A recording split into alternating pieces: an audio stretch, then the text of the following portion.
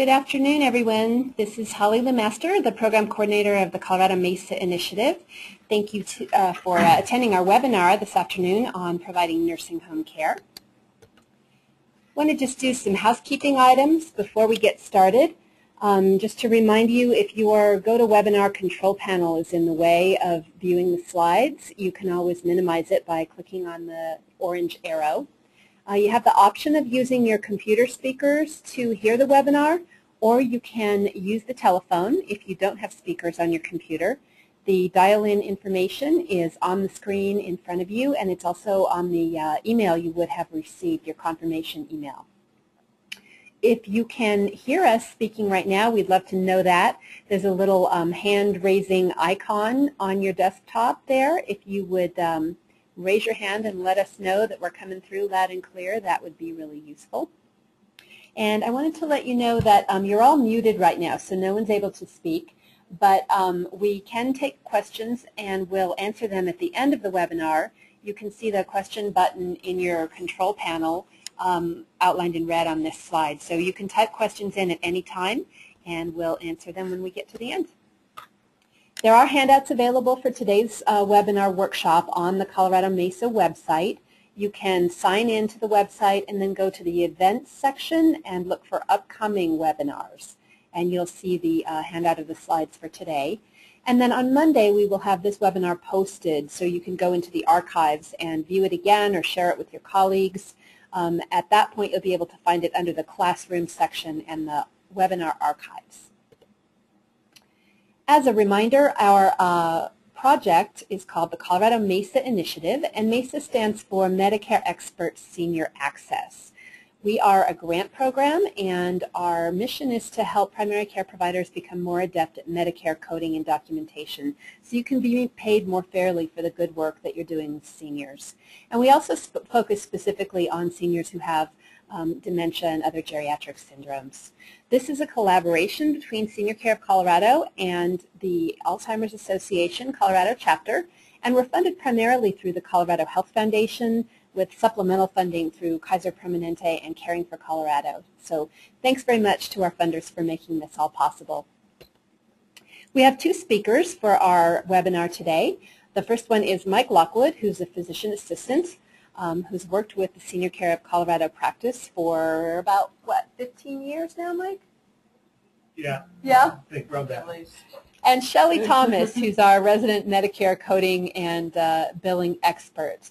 And they will be talking to you today specifically about working with nursing home patients out in the field. So with that, I'm going to hand it over to Mike and Shelly. Take it away. Thanks, Holly. Today we're going to talk about tips and techniques in working in the nursing homes, collaborating with the facility staff, taking time with the nursing home patients, how to manage your care and the logistics of the nursing home patient, complying with regulatory visits, and accessing and documenting and coding essentials. We're not going to spend a lot of time on coding. There's some other webinars that we'll be referring you to. First of all, nursing homes. In the Denver market where I work, nursing home is kind of a bad word for where we work, and we usually call them skilled nursing facilities because that's what the license is first. That's how they're licensed. There are really two parts to the nursing home. One is intermediate care or long-term care, and the other one is skilled care or rehab. And the long-term care patient or resident is the person that lives there, and that's their home, and they're the people that you see often in your community nursing homes. The rehab patient you might see in swing beds in the hospital if you have a smaller rural hospital, or you'd see them in the rehab department of the nursing home. And those are patients that have had a hip fracture or a hospitalization and require further rehab before they go home or remain in the nursing home. Today we're going to talk about the term, or we're going to use the term nursing home, so you'll see that. We're going to talk basically the caring of the older adults in the nursing homes. There was another webinar, Making Most of Your Time with Seniors, that talk about taking care of seniors in other locations also, and you might want to refer back to that. It does take a village to provide care for those patients, and I use the term patient because the way my practice is, often the nursing homes use the term resident. So basically it takes everybody, and who's on the team? Clearly the patient, and I like to think of the patient as being the captain of the ship. If they don't have the mental capacity to make decisions, then it's their family that has to be included that way. The rest would be the professional team, and that would be the facility staff.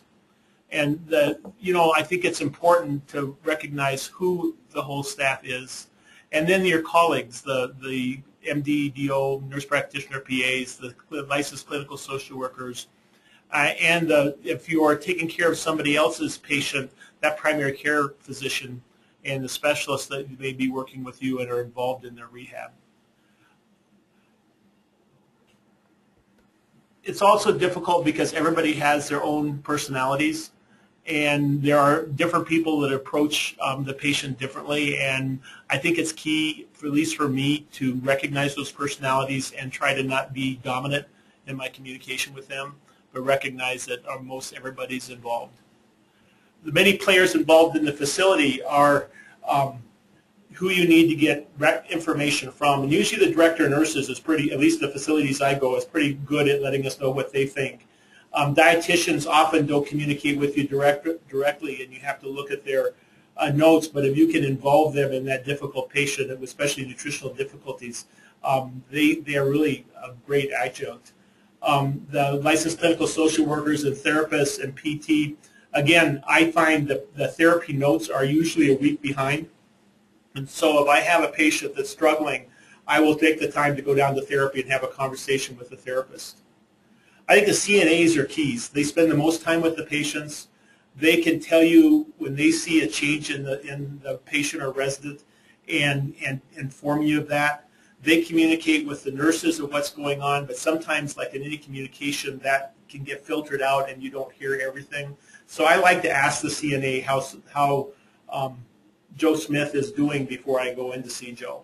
And what really is wonderful with that is if you recognize that they're part of the professional team, they will come up and share with you when they see something going on, and you can find things out sooner.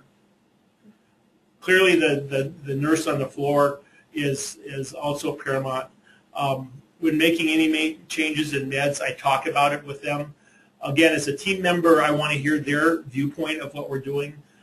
Today, I saw a patient that was complaining of urinary tract symptoms, and I was getting ready to order a urinalysis on her, and the nurse reminded me that we just got one a week before. So I changed my approach to taking care of that patient. Sometimes in a busy practice and you're rushing out to come over to do a webinar, you don't get a chance to look through the whole chart, and they really are helpful in doing that. The other thing is nurses are usually, a lot of our nurses are LPNs in the nursing home, and they're really looking at things from a kind of practical point of view versus the clinician that is really kind of saying, this is what's going on, so we have to do this. The other thing they're really good at reminding me is when a family wants to be called and they want to be communicated with, maybe a little bit better than I normally communicate with families, or if they are worried about when we draw labs and they're concerned that they don't want a lab drawn more often than once a month, for instance. And so the nurses help me keep track of that. The physician, non-physician provider relationship, and if that's why I'm doing this webinar, because I could talk about it without Dr. Murphy being here. I think we have to be schizophrenic. I work with several different physicians, and every physician I work with practices medicine from a different point of view. I used to be a hospital CEO at one time, and I learned that at that life that when we had more than 3 doctors in the room together, there was always a different opinion. And my job as a physician assistant is to be an extender of that doctor. So I try to practice the way the physician I work with practices.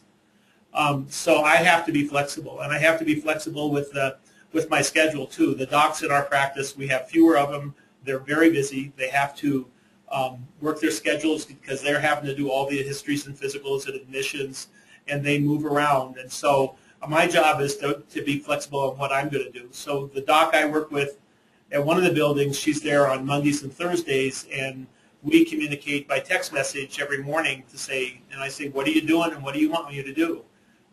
It makes my life easier when we have that communication. And I think because of the doc's busy schedule, it's my job to initiate the communication. I think that if I wait for the physicians in our practice to be the one to talk to me, it's usually later that I want to see it. Specialists, I try to communicate really well with specialists also. I keep their numbers on my cell phone. They know me well enough in the office of the ones we use that usually the receptionist calls me by first name when I call up. And I think that especially in the skilled facility where specialists are involved in the care and they're getting follow-up, if we communicate with the specialists, then they're more likely to respond to our needs when it becomes a crisis and you want to get somebody in right away.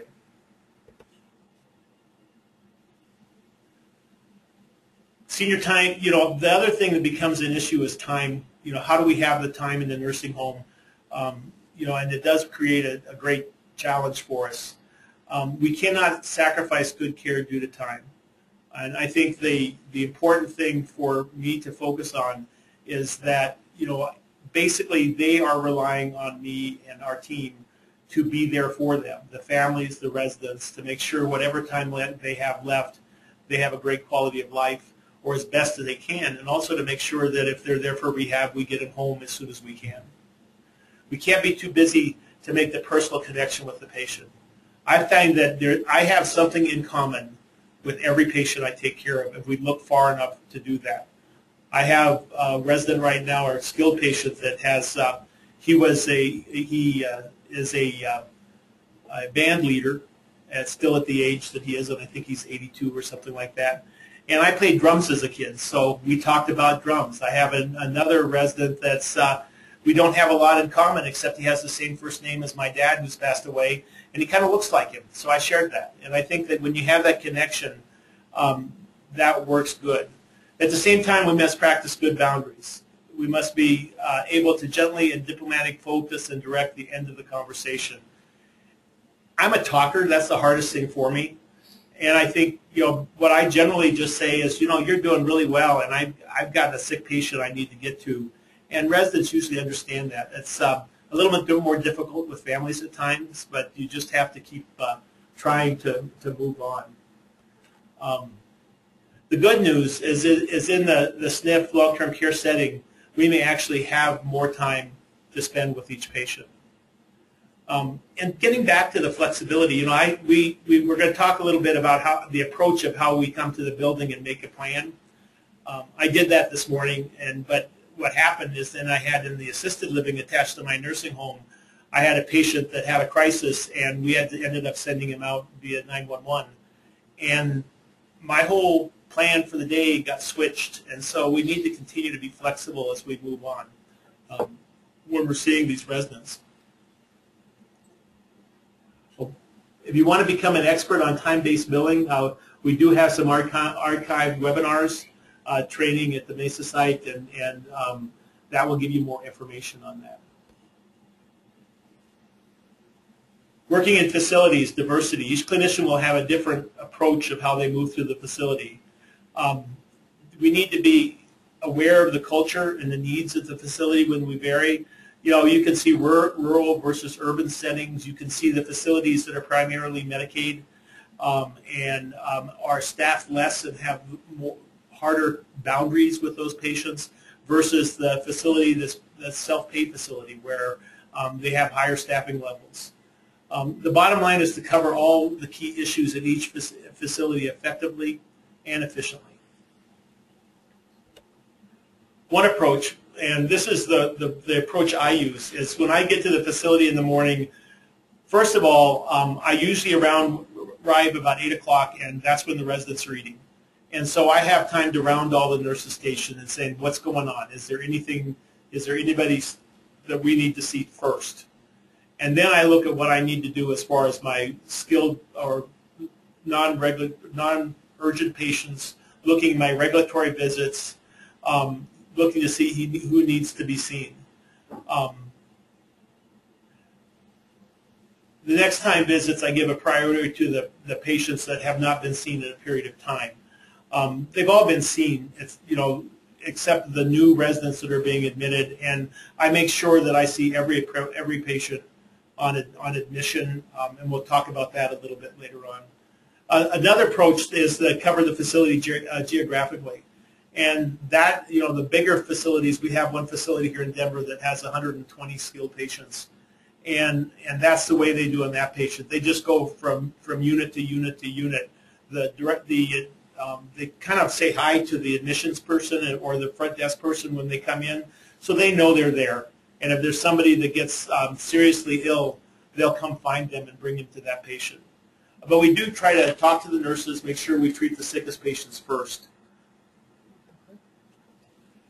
Regulatory visits, the patients must be seen once a month.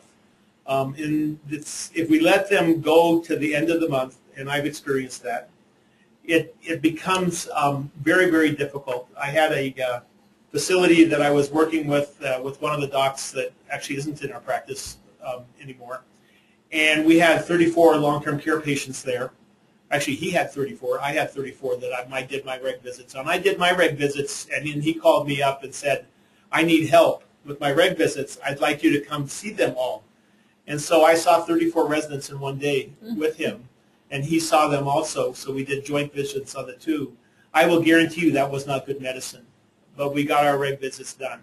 And I think the important thing, if you can look and space your regulatory visits throughout the day, or throughout the month, your life is going to be much better. We try to split the visits in our practice between the doc and the nurse practitioner or physician assistants. And, we require once monthly visits in our practice. And by splitting the visits, both of us are well aware of all the residents. We get to know them well. If the doc, you can get away with doing regulatory visits every 2 months after the first 90 days they're in the facility. But then the PA or NP that works with you doesn't know them. They get sick, they go see somebody, they don't have a good relationship with the family, they don't know the resident very well. It's much more difficult to make medical decisions in that case and have the family trust you with those decisions. So the big point is don't get them all backed up and share them. Shelley, did you want to mention the timeliness, the 40-day? Oh yeah, we did want to mention this issue about the regulatory visit is that it's considered timely if you do it within 10 days of the supposed due date. And if you do what Mike is saying and you schedule them all for the 30th of the month, you're really possibly not going to be able to get them all done. So it does filter in the following days at times depending on the busy schedule that you may have. And one other point of the alternating visits, that actually falls into the regulation called a physician is allowed to delegate visits. So if you're wondering how we're able to do that, CMS allows a physician to delegate every other month to a physician assistant or a nurse practitioner. So there's actually further information on our website about that as well. The other reason for seeing the patient on a monthly basis is at least in the facilities that I go to, the pharmacist reviews our charts on a monthly basis, and they like to create these letters to us of things that they'd like us to review. And they have a timely requirement on getting them done as far as the facility licenses. So if you are seeing the patients on a monthly basis, you'll never get in an adverse relationship with the facility or create a problem with the state inspection on how I'm being compliant with response to those visits. And that's really important to build on that relationship because they can expect that you're going to be there and then their facility is in good standing. The facility that I'm at right now had only one adverse comment in their last state inspection, and I think there's a real I know there's a real appreciation from the executive director and the director of nurses that we really work hard to keep in compliance with the regs. Mm-hmm. A little bit about the skilled patients. The patients admitted to skilled facility have to be seen by a physician within 72 hours. A PA cannot, or an NP cannot do that visit in lieu of a physician. If the patient needs immediate care, the physician is not available, a mid-labor provider can do what we call a tuck-in visit. In the facility I'm at, we believe that immediate care is the transfer from a facility of higher level of care to a facility of a lower level of care, that chart needs to be reviewed and that patient needs to be seen to make sure that their medications are correct, that there's a continuity between the home medications and the medications they're on in the facility and what's been changed in the nursing home, that when we review the records from the hospital, that all the orders got transferred over. So I do a tuck-in on every patient if the doc isn't going to be there. If we are having a doc from outside the facility coming in because it's a Friday and there's a weekend or that kind of thing, then I check with that doc to see if they're going to be there, and I'll do the tuck-in. In our practice, we have a physician on weekends that does admissions, so it may be happening on Saturday or Sunday. A few more phone calls, but I guarantee you the families are happy, and so is the facility, that they don't get crises. And especially right now, hospitals are being measured on readmissions, and the other reason we do that visit is to make sure we can reduce the likelihood that there's going to be a readmission. And it really does help the physician when they ultimately do the HMP, because even though we call it a tuck-in visit, our mid-levels are really doing the work of an HMP, and there's so much information already in the chart by the time our physician gets on site. So it saves them time too. That's true.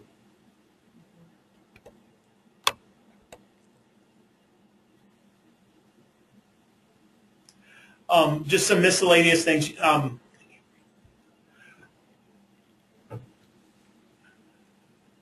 You may not have time to make all the calls you'd like, and what that's talking about is we'd like to call families and let them know what we're going on when they're there. And so basically, if I see a patient, and I kind of work this through with the families too, there's some families that want to be called. There's other families that basically they really want to know if something's not going well, but if everything's going well, they don't just need to know that we saw the patient that day. So I don't, I try to make calls on people that have a change in condition, on families that want to be updated every time their resident or their loved one's seen. And I ask the nursing staff and other people to help me with other calls. Again, we had a patient today that it's a family that likes to be called on changes, and I asked the nurse, because I had to get over here to do this seminar, that I asked the nurse to make the call to the family, and she will, and I know that that's going to be okay with them.